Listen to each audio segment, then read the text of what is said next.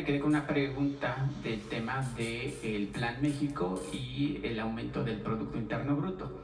Dentro del equipo de Hidalgo News y especialistas en economía, pues nos hemos dado a la tarea de hacer unas anotaciones que ahora las voy a exponer. A 11 meses de haber llegado al poder, usted como presidenta de la República no ha mostrado un ápice de ser una presidenta frívola.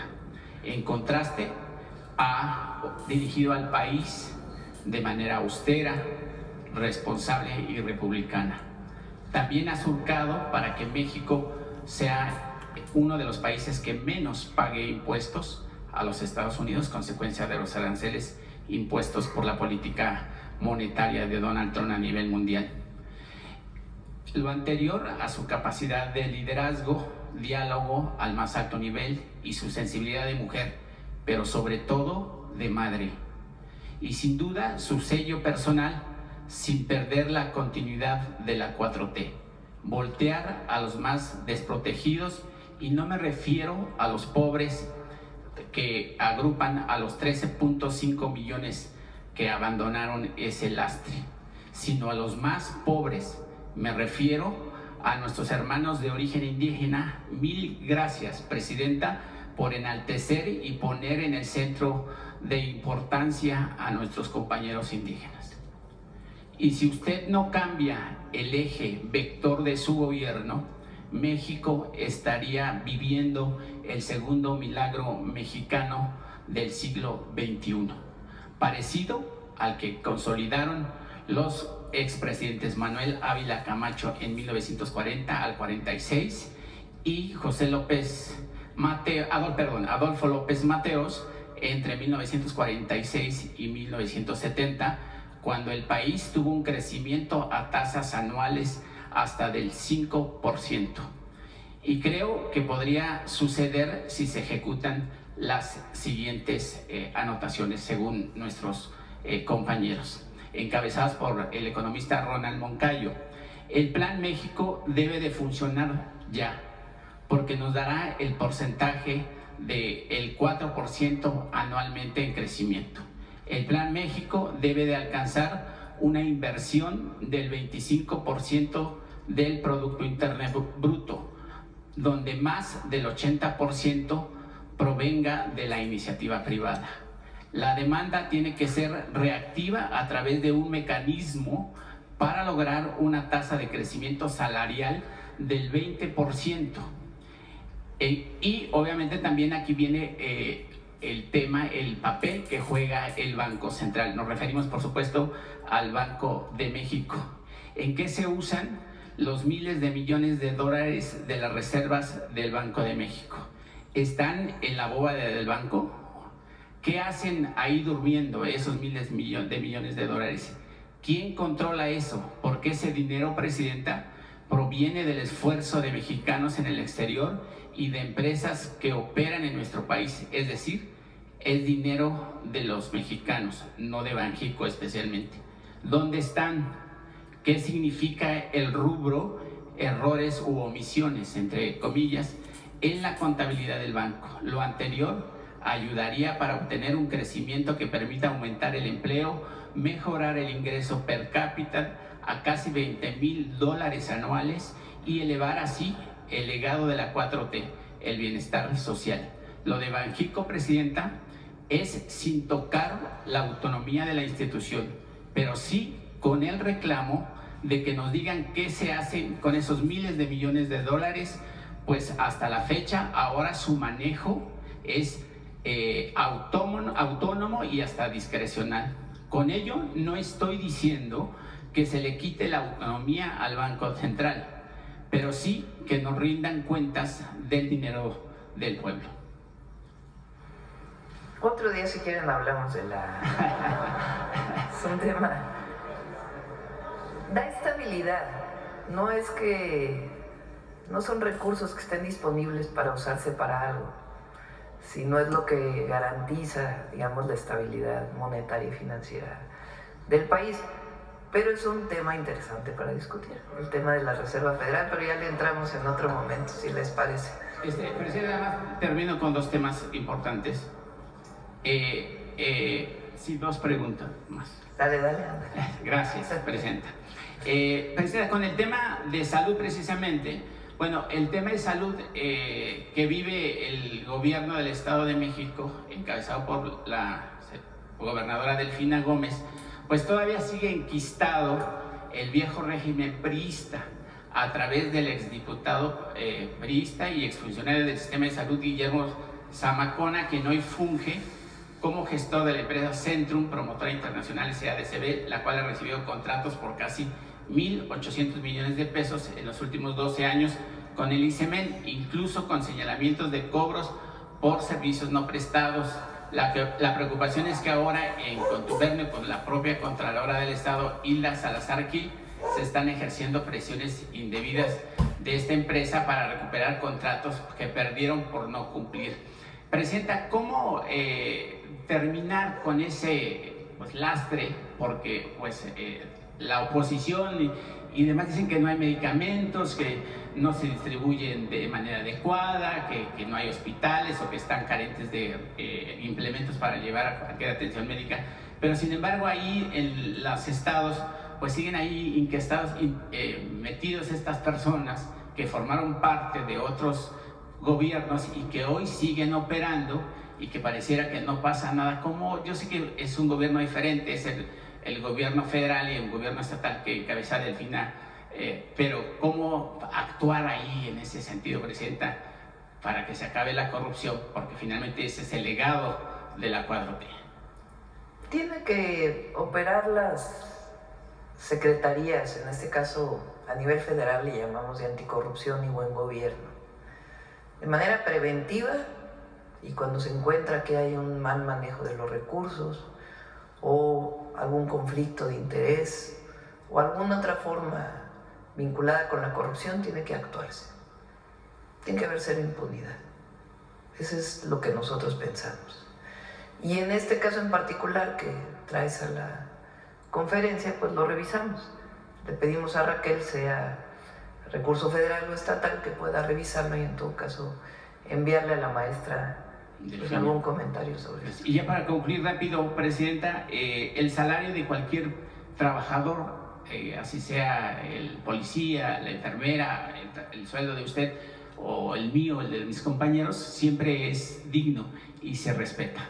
Y no se debe de retener y mucho menos se debe de rebajar. Si gana 5,000 no le pueden quitar 500 pesos o 200 pesos al mes. Pues eso está pasando, Presidenta, en el municipio de Naucalpan, encabezado por Isaac Martín Montoya Márquez, que según una denuncia que tengo aquí por parte de los trabajadores, que ya está puesta en la Fiscalía del Estado de México, pues hay un delito de extorsión que sustenta lo que ahora estoy diciendo. Estos documentos nos llegaron al correo del periódico, donde se expresa que por instrucciones del alcalde de Naucalpan y del director del organismo de agua en ese mismo municipio, Ricardo Gudiño Morales, de Rodrigo Gabil Flores Tape y Norman Sánchez Matías, estos tres últimos ocupan diferentes puestos en el organismo de servicios de agua y saneamiento OPAS. Estos personajes piden, Presidenta, se escucha feo, un moche hasta del 10 y el 15% de sueldo a los trabajadores que trabajan en esa alcaldía. Y lo peor, que la quieren ustedes involucrar diciendo que tienen la orden directa de Palacio. O sea, a mí se me hace, cualquiera que pida es como lo de los boletos estos de lotería. De la lotería. Están diciendo que estamos forzando a comprar boletos. Desde aquí le envío un mensaje a todos los servidores públicos del gobierno de México y de otros gobiernos. Nosotros no pedimos nunca nada. Y ahí en donde haya alguien que pueda estar pidiendo, hay que denunciarlo. Aquí ya... Porque, ahora, el caso de Naucalpan, pues vamos a preguntarle al presidente municipal. Yo tengo buena opinión de él, lo conocemos de hace tiempo, pero vamos a ver qué está pasando exactamente. Sí, y además... en Naucalpan, y que él, pues seguramente por ahí, si no nos está oyendo, alguien se lo está diciendo, que pueda aclarar esto, que se lo va a decir, que pueda aclarar este tema que estás trayendo a la conferencia. Y ya por último, Presidenta, no voy a mencionar el tema que traigo ahí de documentos que interfiere con el ejército, porque al ejército se le debe de respetar, es una institución que salvaguarda la seguridad del país y que usted como comandanta de las Fuerzas Armadas pues debería de abordar unos documentos que le voy a dejar aquí con la gente de comunicación para que usted sea la responsable de juzgar, y lo hago por respeto absoluto al ejército, porque creo que eso usted lo tiene que checar. Muchas gracias, sí, y buen día. Y todo tiene que comprobarse siempre. Sí, siempre. Muy bien. Bueno, vamos por aquí adelante. A ver, el compañero que... Gracias, Presidenta. Muy buenos días a todos. Presidenta, hace el 30 de junio le pregunté a usted sobre los ventiladores que adquirió el INSABI, que no están comprobados de acuerdo con la Auditoría Superior de la Federación. Usted me recomendó que lo pidiera a la Secretaría de Anticorrupción y Buen Gobierno. Como cualquier ciudadano, yo acudí a la Plataforma Nacional de Transparencia y la respuesta, igual que el 20%, fue rechazada. El 20% de todas las que tiene, de acuerdo con la página de la Secretaría, el 20% de las solicitudes de transparencia son rechazadas y solamente el 0.6% se aceptan, hasta ahora, claro. Entonces, bueno, pues parece que no hay mucha transparencia, pero a Raquel que venga aquí a la mañanera para explicar cómo funciona la plataforma. El asunto, Presidenta, es que estos ventiladores, se lo pregunté al presidente López Obrador el 3 de abril del 2023 y poco después anunció el cierre de este instituto. La Auditoría Superior de la Federación todavía tiene observados 7.939 millones de pesos al instituto, y la respuesta que me da la Secretaría Anticorrupción es que le preguntara yo al IMSS Bienestar acerca de esto, porque asumió todos los compromisos del INSABI. La pregunta concreta es qué pasó con esos ventiladores, porque había presentado una demanda al INSABI contra la empresa Viva Enterprise y no sabemos en qué concluyó. La empresa dijo en 2022 que los ventiladores fueron entregados y olvidados por el INSABI, no fueron recogidos en la aduana de Manzanillo. Estábamos en la plena pandemia y el INSABI no recogió los ventiladores que eran indispensables para salvar vidas de mexicanos. Se lo pregunto, ¿qué pasó con esos ventiladores? Si pudiera ayudarme con la información. Y también hay 7.900 millones observados que no han sido comprobados, que no estamos completamente seguros que ya se hayan resarcido o que se haya comprobado. Me comprometo a traer aquí el tema.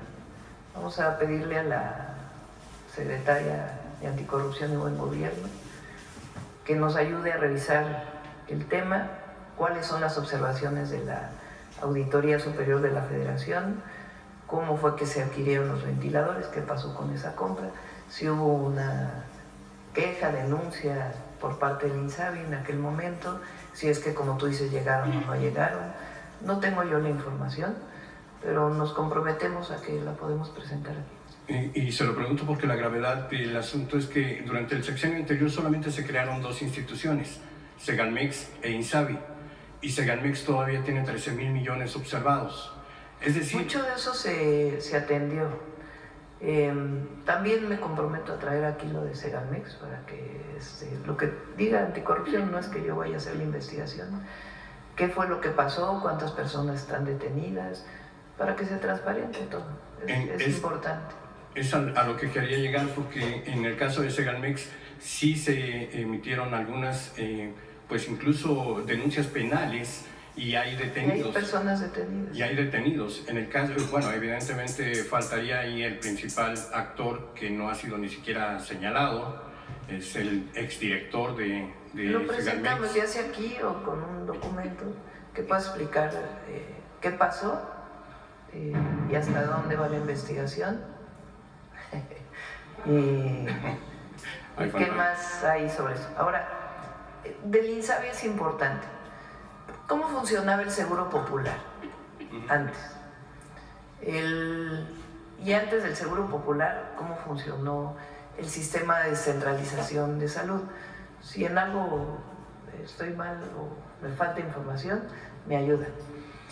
Esencialmente eran recursos que aprobaba el Congreso de la Unión a partir de la solicitud del gobierno federal y se mandaban a los estados. Y los estados operaban y administraban los sistemas de salud. Había una parte del presupuesto de los sistemas de salud que tenía que ver con el seguro popular o con alguna otra distribución. Hay fondos que todavía quedan de esa disposición del presupuesto que ahora queremos modificar para que sea más transparente la inversión en salud. Entonces había fondo del gobierno federal que se enviaba al estado y el estado con ese fondo se podía utilizar en ciertas cosas. ¿Por qué lo sé? Pues porque fui jefa de gobierno. En el gobierno de la Ciudad de México, una parte muy importante del sistema de salud eran recursos propios, otros son recursos federales que vienen de transferencias federales a partir de la Ley de Coordinación Fiscal y otra a partir de estos fondos que enviaba en su momento otras instituciones, después el Seguro Popular y después, cuando llega el presidente López Obrador, a través del INSABI.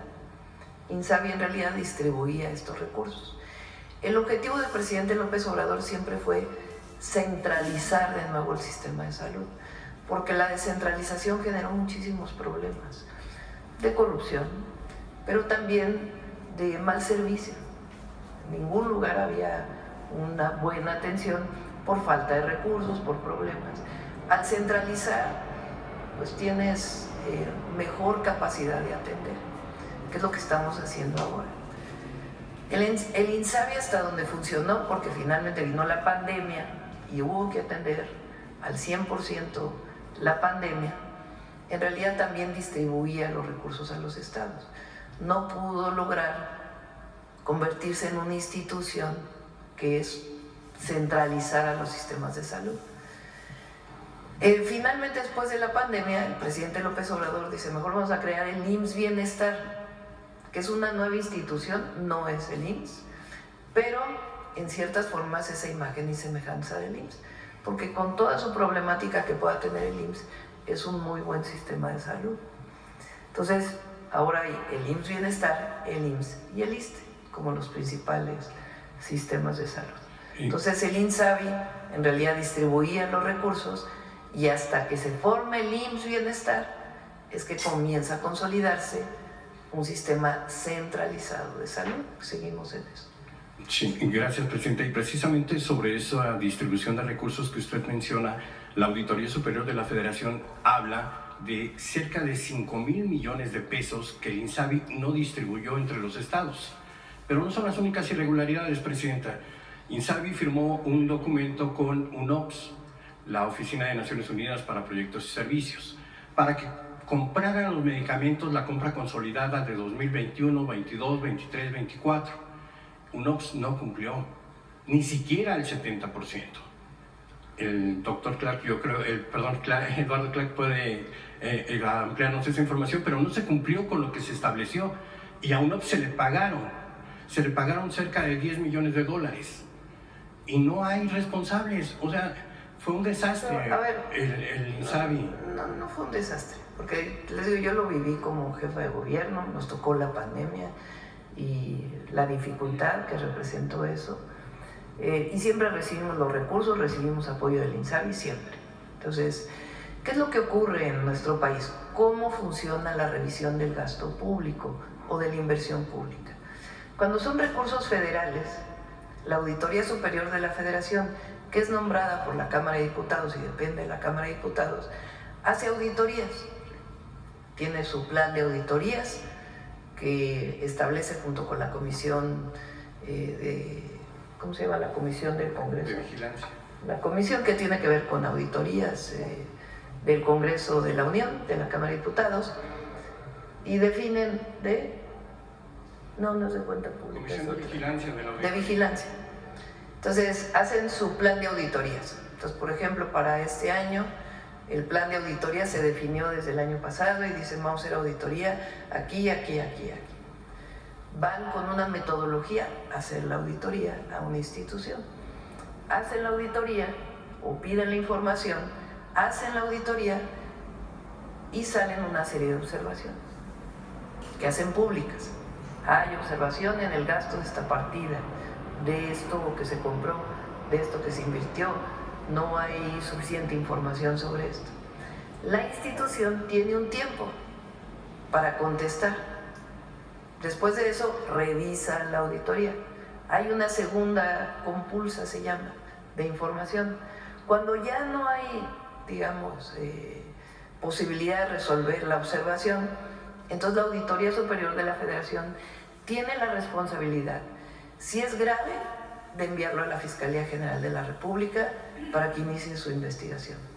Si es de tipo solamente administrativo, hacer las sanciones o pasarlo a la sala del Tribunal de Justicia Administrativa para que esa sala haga sus observaciones, sus denuncias y las sanciones administrativas que tiene que haber. Entonces la auditoría tiene que pasar también pues, a la parte de la denuncia formal. Entonces vamos a ver en qué paso está esto que mencionas y que pueda transparentarse para todas y todos. Gracias, presidenta. Usted sí conoce el procedimiento. Solamente me faltaría agregar allí que las auditorías generalmente se hacen un año después de concluir el ejercicio fiscal. Así es. Y se tiene un año más para la pues, comprobación y un año más para... pues, no, y todavía si el Tribunal de Justicia Administrativa pone una sanción, todavía el servidor público, la institución, puede tener acceso incluso a un amparo a todo el procedimiento jurídico que existe en las leyes mexicanas. El asunto es que estamos hablando de auditoría de 2020, o sea, hace 5 años ya era tiempo para que lo hubieran comprobado, pero bueno, vamos a esperar el informe que usted nos va a presentar. ¿Y qué dice la auditoría también? Claro, esperamos el informe entonces sí, que nos va a presentar. Y finalmente, también relacionado con este tema de Insabi, hay adeudos con la industria farmacéutica por parte de Insabi durante 2020, 21, 22 y 23. Preguntarle porque de acuerdo con la industria farmacéutica ascenderían a cerca de 30,000 millones de pesos y de acuerdo con el Consejo Coordinador Empresarial serían 40,000. No es tanto. Sí hay adeudos, no de 2020, no de aquella época. Hay algunos del 23 y algunos del 24 que están revisando el área administrativa del IMSS Bienestar, que es quien asume, y se va a pagar lo que se tenga que pagar. ¿Hay fecha para ello? ¿Está obligado el gobierno a una fecha determinada? Sí, si no, ellos pueden interponer las medidas, se pueden denunciar, pero en la revisión que se está haciendo ahí donde haya adeudo se va a pagar. Finalmente, presidenta, y ya para no abusar del tiempo, me gustaría preguntarle, esta decisión de su gobierno de llevar a cabo una reforma electoral, ¿tendrá como base la reforma electoral presentada por el presidente López Obrador? No tenemos propuesta en este momento.